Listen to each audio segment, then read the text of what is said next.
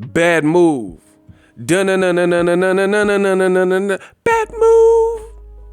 Derrick James, trainer Errol Spence, says Terence Crawford made a bad move choosing to fight David AVANEYSAN on BOK Prime. You did. Let's talk about it. What up, Fight World? It's your boy Ego back with some more box. Let's get it. So Fight Hype had an interview with Derrick James, very quick. Derrick James said it was a bad move to do what Terence Crawford did. Errol Spence was on the Michelle Rivera, and of course for his fighter, Frank Martin, he was on the telecast, spoke with Brian Custer, and it's really remarkable at this point. I just keep hitting y'all over the head with the facts. Derrick James, Errol Spence, both of them did separate interviews, and both of them are saying verbatim exact things that I've said on my channel, and that's what I want to talk about. So just to paraphrase Derrick James, DJ Trainer of the Year for sure, you know, with his work with Jermell Charlo becoming undisputed. I start that cab. Errol Spence, tons of fans, 40,000 fans or whatever. Cyclops, the eye of Ugas, and then now Frank Martin, the work he's doing with him, you got to be Trainer of the Year. So shout out to him and his gym, his pack, his stable for that. But basically, Derrick James, he was saying that Terence Crawford made a bad move because his fight, you went over there to fight David AVANEYSAN, and now that changes the trajectory. And literally, I might as well just change the name of my channel to Mr. I Told You So, because this is exactly what I said. There's a lot of fans, and I know what I say. I know I speak English. I know I speak eloquently. I know I have a big vocabulary. So when I say these things, most people get it, I will say. You know, even if maybe they don't all the way agree or whatever, they understand where I'm coming from because the way I illustrate it. However, there are some naysayers, some detractors who time and time again, you know, they find their way to my channel, don't like nothing I say, but they watch every video, all in the video, and they try to play devil's advocate or whatever the case is.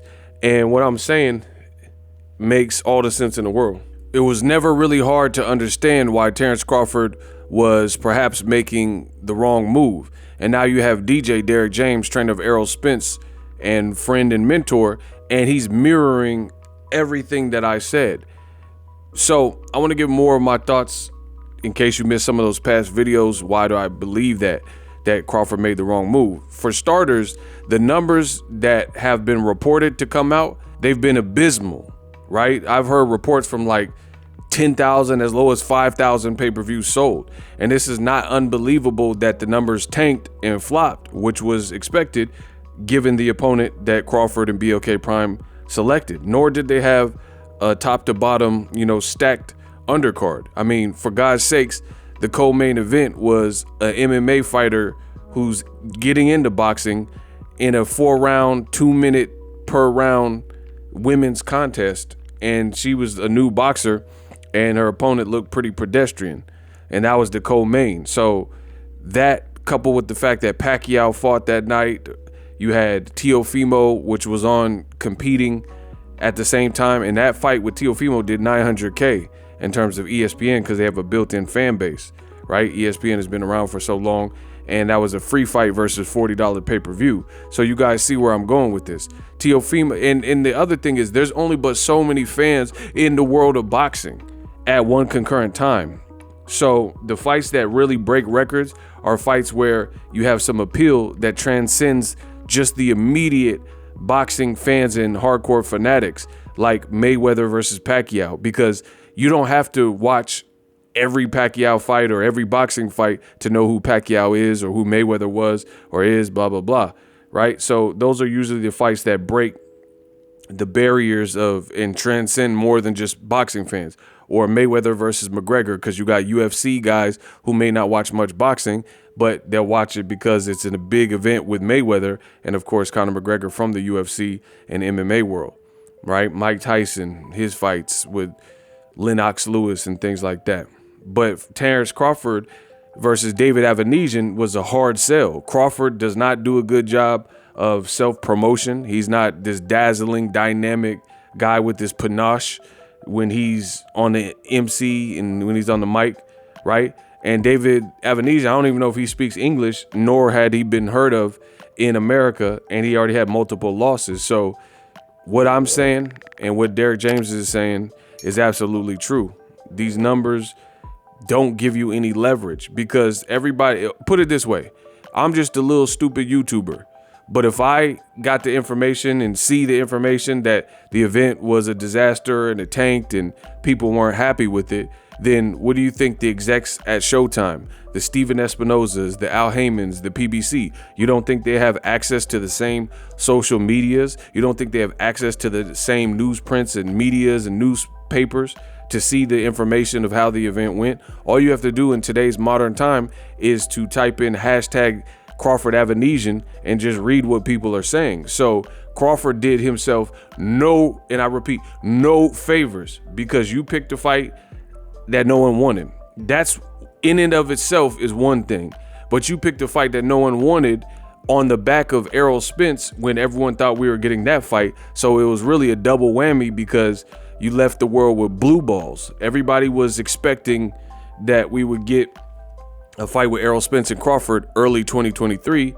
And this is why I was against Crawford going in this direction, because his fans, the Bud buddies, were saying stuff like, oh, you're hating, you're jealous, Bud getting the bag, $10 million. That's what they say he's getting. That's his money. If he does actually get it, or if he got it, great on him. But things in life, when you do things, there's a price. Like I believe even if you do on a daily sinister, heinous things, there's a price you'll have to pay at some point in terms of karma, etc. I don't know what you guys believe in. So yeah, get $10 million, but at what cost? Maybe never get the Errol Spence fight. It's not worth it. You know, you would have made more money with Errol Spence on PBC. And Errol Spence said exactly what I said on last night's telecast with Frank Martin. He says the way Crawford basically went about it was foul. Like, he could have, even if you wanted to get a bag, say, I got this easy work for 10 milli, I can't pass that up to fight you.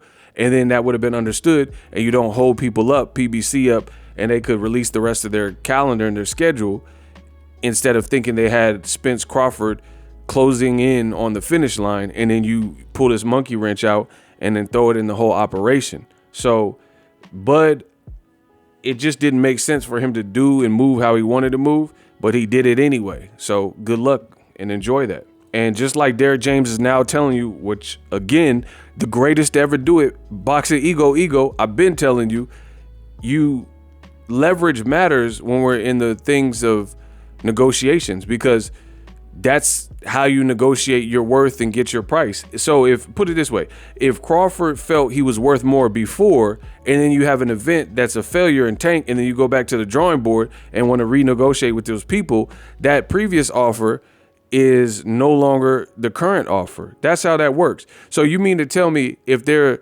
is, let's say the girl that plays Jenny Ortega, right? She's playing Wednesday. Let's say a lot of people didn't know who she was 6 months ago, and she was in some movies. People didn't know who she was. Right now, she has a #1 show on Netflix that surpassed Dahmer and is being highly watched and one of the most watched series on Netflix as we speak. So yesterday's price is not today's price. Whatever happened 6 months ago, if people didn't know her, I read this thing and it said Ortega, she had grown in social media presence by over 10 million since the release of the Wednesday show.